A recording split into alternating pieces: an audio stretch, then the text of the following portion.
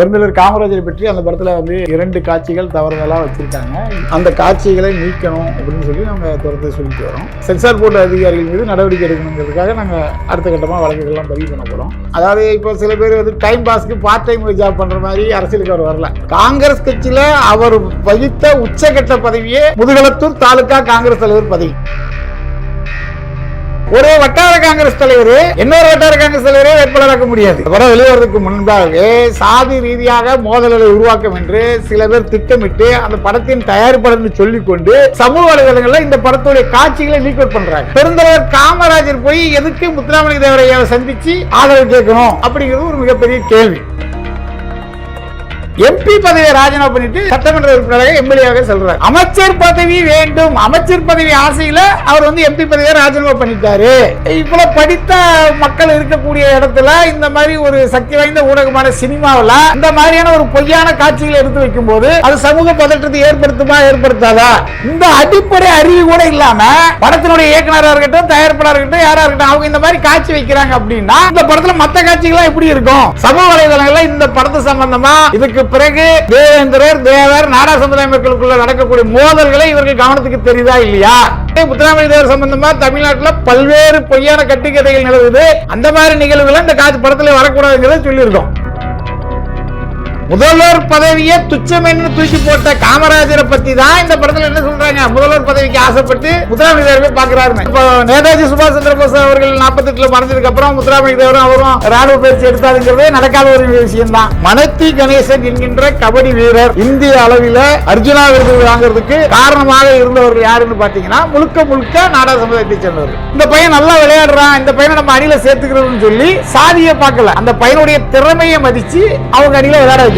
முதல்ல தங்கராஜ் சார், இரண்டாவது அண்ணன் வெங்கடேசப்பண்ணியர் அவர்கள், மூன்றாவது ஐயா சிவந்தியாதித்தன் அவர்கள், 4வது இந்த படத்துல என்ன வருதுன்னா கோச்சர். இது இந்த படத்துல காமிக்கப்படல. இந்த நாடர்கள் எல்லாம் சாதி பார்த்திருந்தால், சாதி உணர்வு இவங்களுக்கு இருந்திருந்தா இந்த மாதிரி மனத்தி கணேசன் போன்ற வீரர்கள் உருவாகி இருப்பாங்களா? நாடார் சமுதாயத்தை சேர்ந்த நல்ல விஷயங்களை, அவர்கள் செய்த விஷயங்களை, உண்மையான விஷயங்களை பதிவு செஞ்சிருக்குது இந்த படம். இப்ப மனத்தி கணேசன் அவர்களை வந்து சாப்பாடுக்கு அவங்க வீட்டில் இல்லாத மாதிரியும், அவர் முதல் சீல் என்ன பண்றாரு, அடுத்த டிஃபன் பாக்ஸ்ல திருடி சாப்பிடுற மாதிரி வைக்கப்பட்டிருக்கு. ஆனா மனத்தி கணேசன் பத்தியில ஓரளவுக்கு வசதியான குடும்பத்தை சேர்ந்தவர்னு தெரிஞ்சவங்க சொல்றாங்க. சென்ற நூற்றாண்டின் மிகச்சிறந்த தலைவர் ட்ரிபிள் கே என்று உலகத்திலே கென்னடி, போப்பர்சோ, காமராஜர் அளவுக்கு புகழ்பெற்ற ஒரு தலைவர். அவரை வந்து இந்த மாதிரி பண்றதுங்கிறது ஏற்றுக்கொள்ள முடியவில்லை.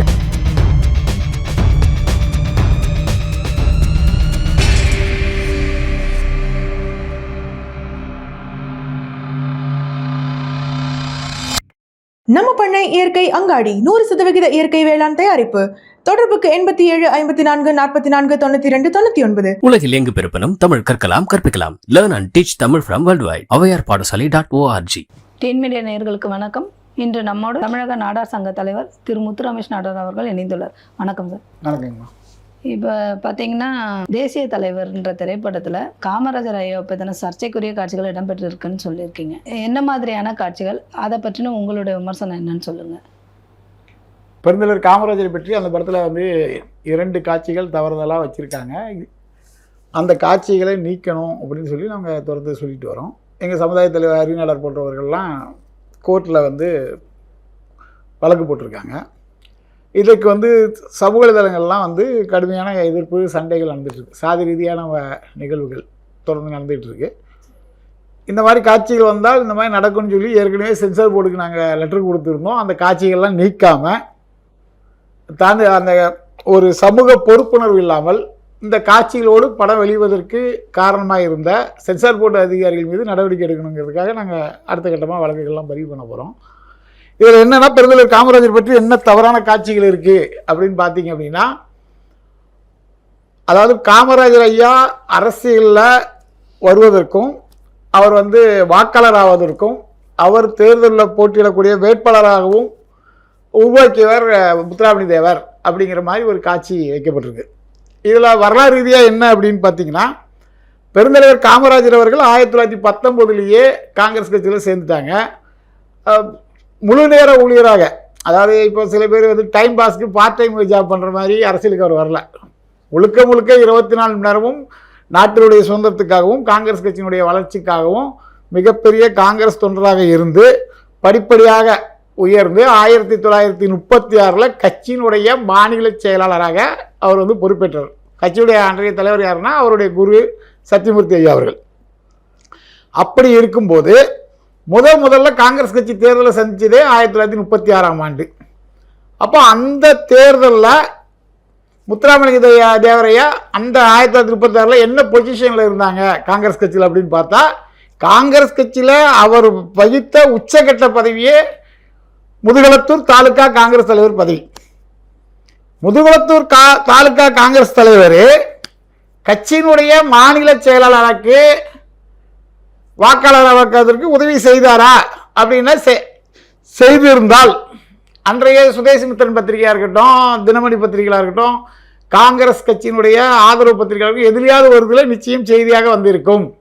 அந்த மாதிரி செய்திகள் ஏதாவது இருந்தால் கொடுங்கள், அப்போ நம்ம உண்மையை ஒத்துக்கலாம் அப்படிங்கிறது தான். ஆனால் இவங்க சாதி ரீதியாக ஒரு ஒரு உயர்ந்த சாதி மனப்பான்மையுடன் இதை வந்து சமூக வலைதளங்களில் பதிவு செஞ்சுட்டு தொடர்ந்து வராங்க. இப்போ இது வந்து உண்மை இல்லைங்கிறது 100% உறுதி செய்யப்படுற விஷயமா. இன்னொரு விஷயம் என்ன சொல்லப்படுதுன்னா, அந்த காட்சியில் வந்து ஒரு டயலாக் வைக்கிறாங்க.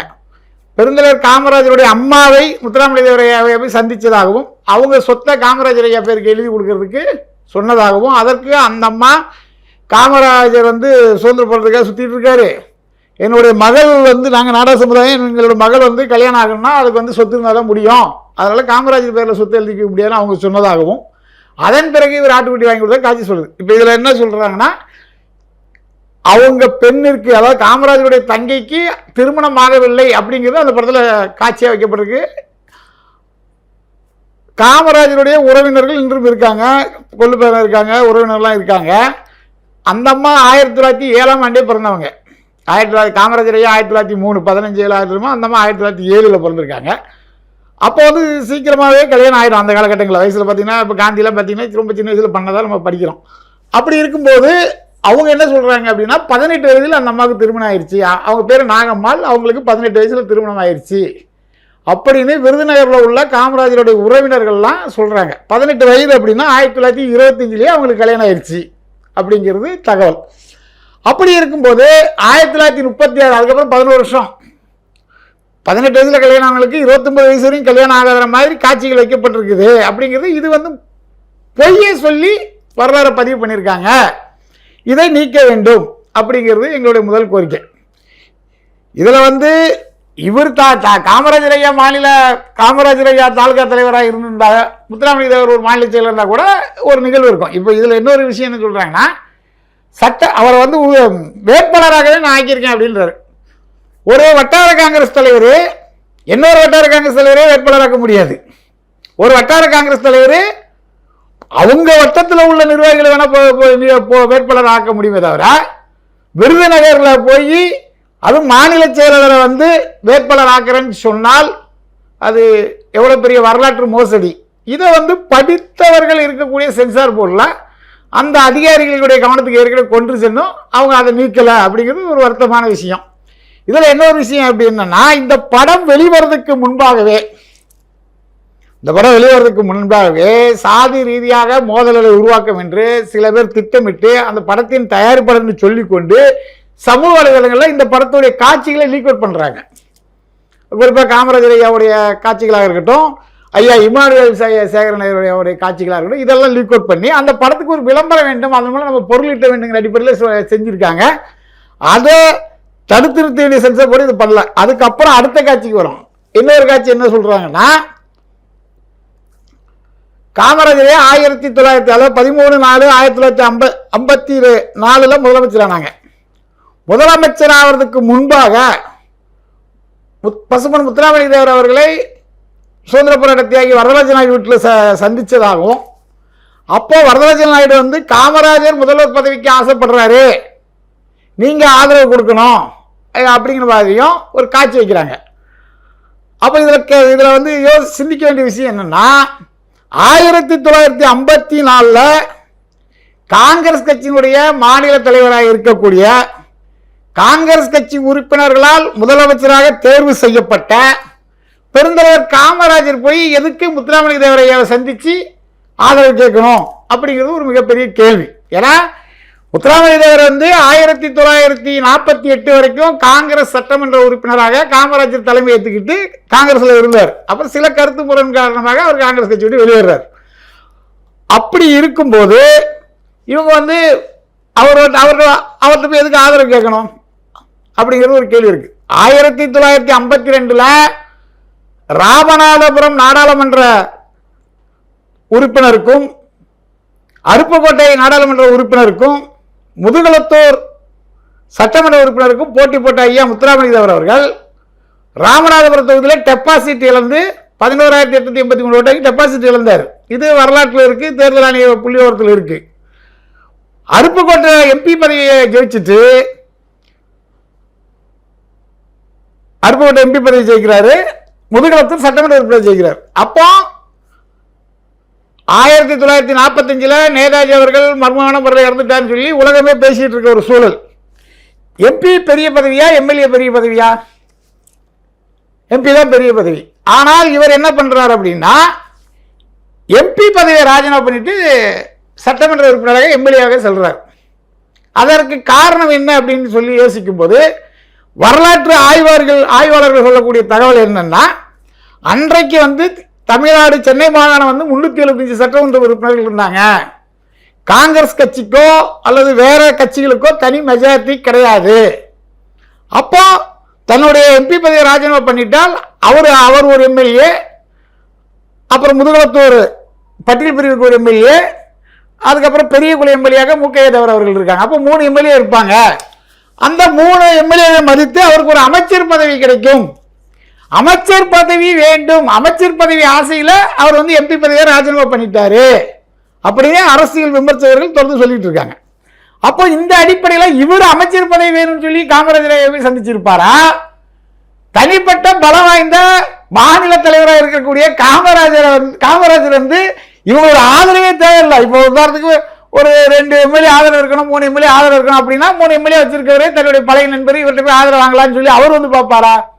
அமைச்சர் பதவி வேணும்னு சொல்லி காமராஜரை சந்தித்தார் முத்துராமலிங்க தேவர். இதுதான் வரலாறு. ஆனால் இவர்கள் அந்த வரலாறையே மாற்றி, அதாவது நம்ம கல்வியில் சிறந்த தமிழ்நாடுன்னு சொல்றோம், இவ்வளவு படித்த மக்கள் இருக்கக்கூடிய இடத்துல இந்த மாதிரி ஒரு சக்தி வாய்ந்த ஊடகமான சினிமாவில் இந்த மாதிரியான ஒரு பொய்யான காட்சிகளை எடுத்து வைக்கும்போது அது சமூக பதற்றத்தை ஏற்படுத்தாதா அப்படிங்கிறது ஒரு பிரச்சனை. இப்போ 1954 முதல்வர் காமராஜர் வந்து இவருக்கு வந்து அமைச்சர் பதவி கொடுக்கல ஒண்ணு. அதற்கு முன்னாடி 52 ராஜாஜி அவர்கள் முதலமைச்சர் ஆனாங்க காங்கிரஸ் சார்பா. அப்போ அவங்களாச்சும் முதலமைச்சர் பதவி கொடுத்துருக்கலாமான்னு பார்த்தா அந்த சூழல் என்ன நடக்குது அப்படின்னா, மாணிக்கவேல் நாயக்கருடைய காமன்வெல்த் கட்சியுடைய 6 சட்டமன்ற உறுப்பினர்களும் ராமசாமி படையாச்சர்களுடைய தமிழ்நாடு உழைப்பாளர் கட்சி 19 சட்டமன்ற உறுப்பினர்களும் அவங்களுக்கு ஆதரவு கொடுக்குறாங்க. இதுல காமன்வெல்த் கட்சி காங்கிரஸ் கூட மெர்ஜ் ஆயிருது. அவருக்கு அமைச்சர் பதவி கொடுக்காங்க. 6 தொகுதி வச்சிருக்கவங்களுக்கு அமைச்சர் பதவி கொடுப்பாங்களா, 3 தொகுதி வச்சிருக்கவங்களுக்கு அமைச்சர் பதவி கொடுப்பாங்களாங்கிறத யோசிக்கணும். அது இல்லாம ராமசாமி படையாச்சர் 19 தொகுதி வச்சிருக்காரு. அவர் வெளியிருந்து ஆதரவு கொடுக்கிறாரு. காமராஜர் ஐயா முதலமைச்சராக வரும்போது அவருடைய கட்சியான 19 எம்எல்ஏக்களையும் இங்க வந்து கட்சியோட இணைச்சு அவரும் ஒரு அமைச்சர் ஆகிறார். இது வரலாறுல தெளிவா இருக்கு. அப்படி இருக்கும்போது வரலாற்று மோசடி செய்யும் விதமாக இந்த மாதிரியான காட்சிகள் வைக்கப்பட்டிருக்கு. இது வந்து தவறு அப்படிங்கிறத நாங்கள் தொடர்ந்து சொல்லிட்டு வரோம். இதுக்கப்புறம் பார்த்தீங்கன்னா இன்னொரு காட்சி, அந்த காட்சியில் என்ன வருது அப்படின்னா, பாரத நாட்டினுடைய பிரதமர் நேரு அவர்கள் முத்துராமலிங்க தேவர் ஐயா அவர்களும் ஃபார்வர்ட் பிளாக் கட்சியை இணைக்கிற சொல்லி கேட்டதாகவும், அதற்கு அவங்க என்ன செய்வாங்கன்னு முத்துராமலிங்க தேவர் கேட்கறதாகவும், 4 கேபினட் அமைச்சர் பதவி தருவதாக யார் சொல்றாங்க, நேருஜியோட தூதர்கள் சொல்றதாகவும், அப்போ அந்த லாக்கா தருவாரான்னு இவர் கேட்கறதாகவும், அது என்ன லாக்கானா வெளியுறவும் உள்துறையும் கொடுப்பாங்களா அப்படின்னு கேட்கறதாகவும், அவர் வந்து அதுக்கு கிண்டல் பண்ணி அதெல்லாம் கேட்க மாட்டாங்க, அதெல்லாம் நமக்கு தரமாட்டாங்க, ஏன்னா சுபாஷ் பாபு மேட்டர் வெளியே வந்துடும் அப்படின்னு இவர் சொல்றதாகவும் ஒரு காட்சி வைக்கிறது. அது என்ன சொல்றாங்கன்னா, 4 கேபினட் அமைச்சர் பதவி தரோம், நீங்க வந்து ஃபார்வர்ட் பிளாக்கை காங்கிரஸோட இணைஞ்சிருக்கீங்க, ஏன்னா காங்கிரஸ் வெளியே போனது தானே ஃபார்வர்ட் பிளாக்கு, நீங்க தனியாக எதுக்கு செயல்படுறீங்க, 4 உங்களுக்கு 4 கேபினட் அமைச்சர் தரேன்னு சொல்றாங்க. இதுல வந்து ஃபார்வர்ட் பிளாக் கட்சியினுடைய அன்றைய நாடாளுமன்ற உறுப்பினரோட எண்ணிக்கை என்ன அப்படின்னு நீங்க பாத்தீங்கன்னா 4 கேபினட் அமைச்சர் பதவி கொடுக்கணும். அவங்ககிட்ட எத்தனை எம்பி இருக்கணும்? குறைஞ்சபட்சம் ஒரு 4 எம்பியாச்சும் இருக்கணும்ல. ஆனா அவங்களுக்கு இருக்கிறதே ஒரே ஒரு எம்பி. அப்போ ஒரு எம்பிக்கு 4 கேபினட் அமைச்சர் பதவி எங்கேயா கொடுப்பாங்களா? இது வரலாறு எங்கேயா நடக்குமா? இந்த அடிப்படை அறிவு கூட இல்லாம படத்தினுடைய இயக்குனராக இருக்கட்டும், தயாரிப்பாளராக இருக்கட்டும், யாரா இருக்கட்டும், அவங்க இந்த மாதிரி காட்சி வைக்கிறாங்க அப்படின்னா இந்த படத்துல மற்ற காட்சிகள்லாம் எப்படி இருக்கும் அப்படிங்கிறது ஒரு விஷயம். இதுல என்ன அர்த்த விஷயம் என்ன சொல்லப்படுதுன்னா, இந்த படம் வந்து கற்பனையாக உருவாக்கப்பட்ட படம் அப்படின்னு சொல்லி டைட்டில் கார்ல போடுறாங்க. கற்பனையாக உருவாக்கப்பட்ட படம் அப்படின்னு சொன்னா முத்துராமலிங்க தேவர் என்பவர் கற்பனையானவரா? நேதாஜி சுபாஷ் சந்திர போஸ் கற்பனையானவரா? இல்ல அந்த படத்துல நீங்க காட்சிப்படுத்தக்கூடிய நேரு கற்பனையானவரா? அப்போ சென்சார் போர்டு அதிகாரிகள் கற்பனைன்னு சொல்லிக்கிட்டு இந்திய அரசியல்ல மிகப்பெரிய ஆளுமையாக இருந்த பெருந்தலைவர் காமராஜர் போன்றவர்கள் பேரெல்லாம் காமராஜர் சொல்லி வைக்கிறதுங்கிறது எவ்வளவு பெரிய தவறான செயல் அப்படிங்கறத நம்ம புரிஞ்சுக்கணும். கற்பனைனா பேரை மாத்தி வச்சிருக்கணும். இப்ப பைசன் ஒரு படம் வந்துச்சு, அந்த படத்துல மிகப்பெரிய சர்ச்சைக்குரிய நிகழ்வுகள் இருந்தது. படத்துல வந்து வனத்தி கணேசன் அவர்களை வனத்தி கணேசன் மாத்தினாங்க. குறைந்தபட்சம் அந்த மாதிரியாச்சும் செஞ்சிருக்கணும் இல்லையா?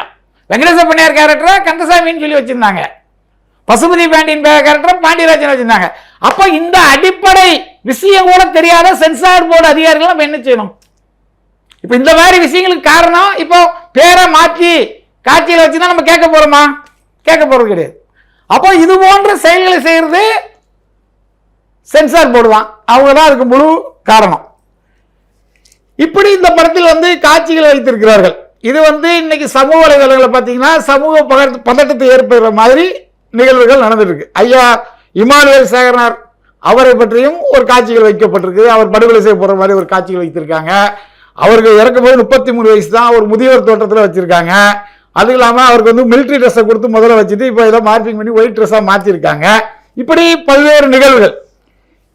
இது வந்து தமிழ்நாட்டில் தென் மாவட்டங்களில் ஏற்கனவே சென்சிட்டிவான விஷயம். சாதி ரீதியான மோதல்கள் நடக்கக்கூடாது, சாதி ரீதியான படுகொலைகள் நடக்கப்படுது, பள்ளி மாணவர்கள் சாதி கயிறை கட்டிக்கிட்டு அலைகிறாங்க. இப்படி பல்வேறு பிரச்சனைகள் இருக்கக்கூடிய தமிழ்நாட்டில் இன்றைய தேதிக்கு இது போன்ற வரலாற்று பிழையான காட்சிகளுடன் திரைப்படத்தை வெளியிடுவது சரியா? இது தமிழக அரசு என்ன பண்ணிட்டு இருக்கு? தமிழக உளவுத்துறை என்ன பண்ணிட்டு இருக்கு?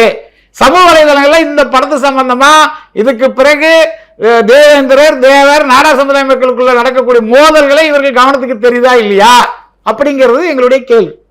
எங்களை பொறுத்தளவுக்கு முத்துராமலிங்க தேவர் ஐயாவை பற்றி தனிப்பட்ட எங்களுக்கு எந்த பகையும் கிடையாது, யார் மீது எங்களுக்கு பகை கிடையாது. ஆனால் வரலாற்றை தவறுதலாக பதிவு செய்யும் போது அதை தட்டி கேட்க வேண்டிய இடத்தில் நாங்கள் இருக்கோம்.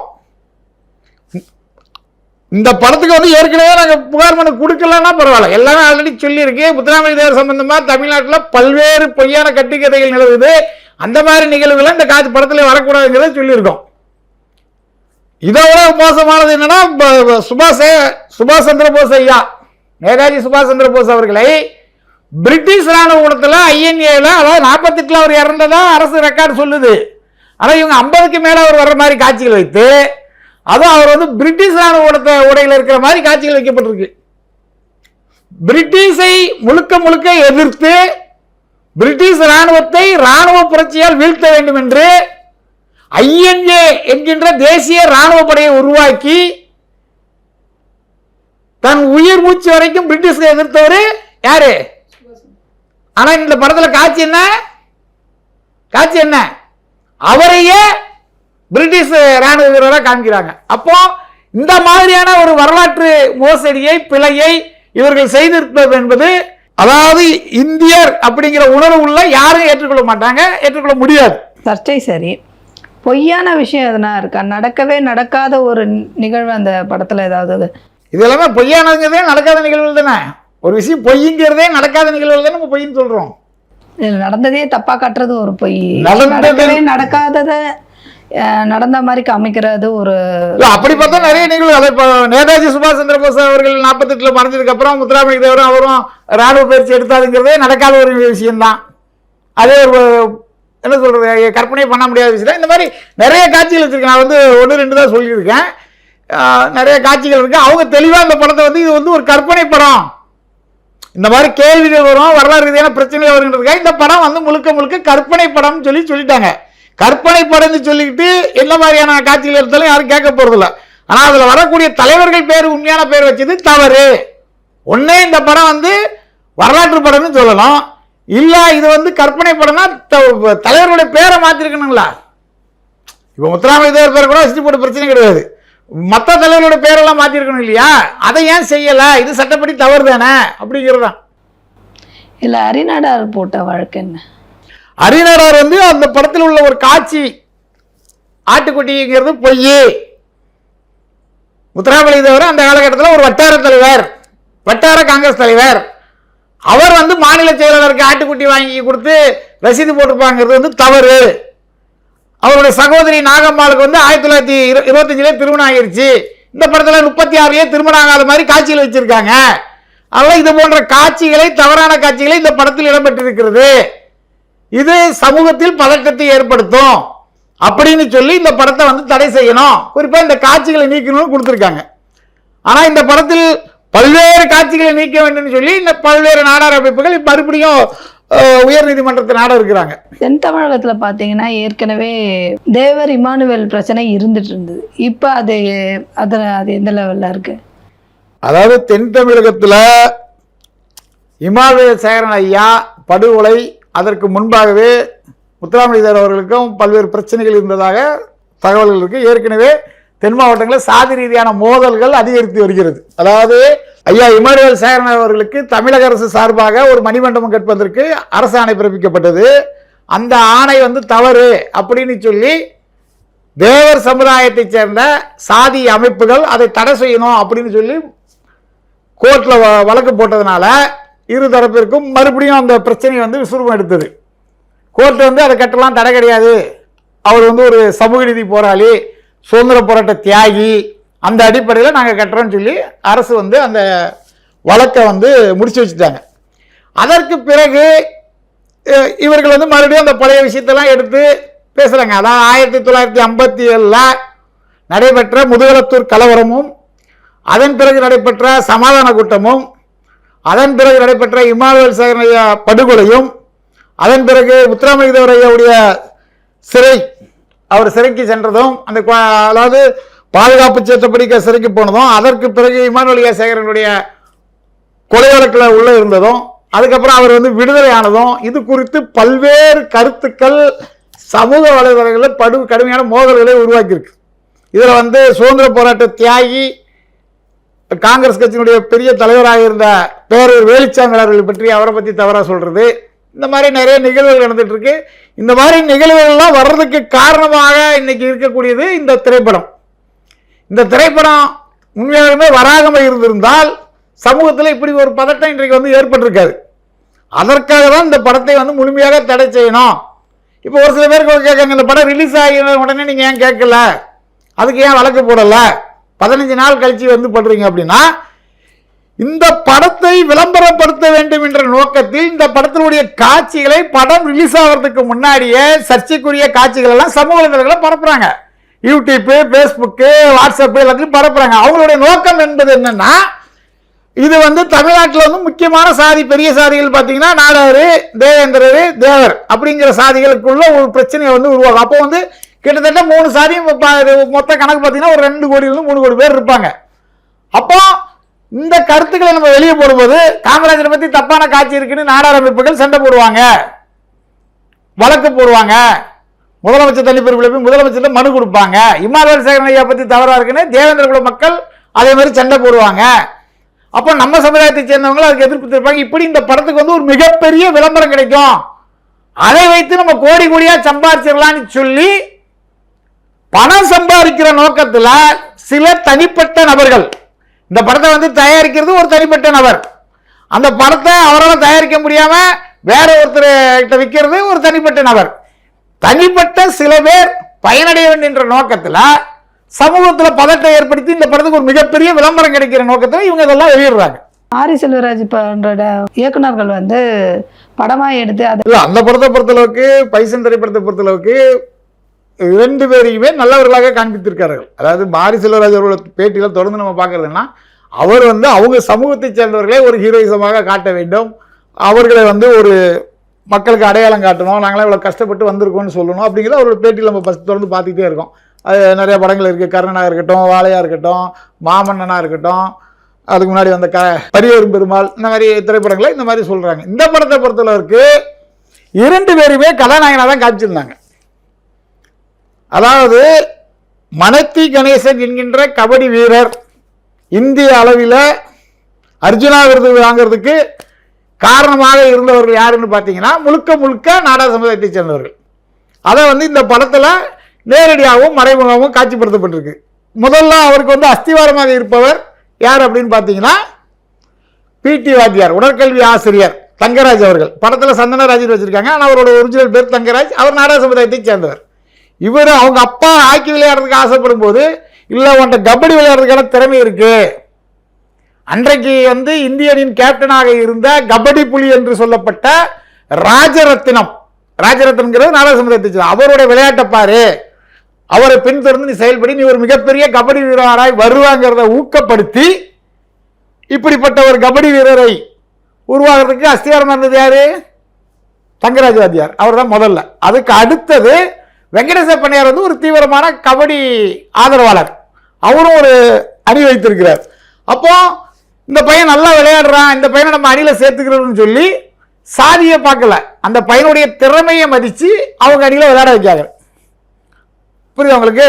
அப்படி அணியில் விளையாட வைக்கும்போது பின்னாடி அவருக்கு ஒரு கொலை முயற்சி நடக்கும்போது இரு தரப்பினருமே அவர் மனத்தி கணேசனை பற்றி தவறாக நடக்கக்கூடிய அளவுக்கு இந்த படத்தில் காட்சி வச்சிருக்காங்க. அது உண்மை சம்பவமா பொய்யா அப்படின்றது தெரியாது, படத்தில் உள்ள காட்சி.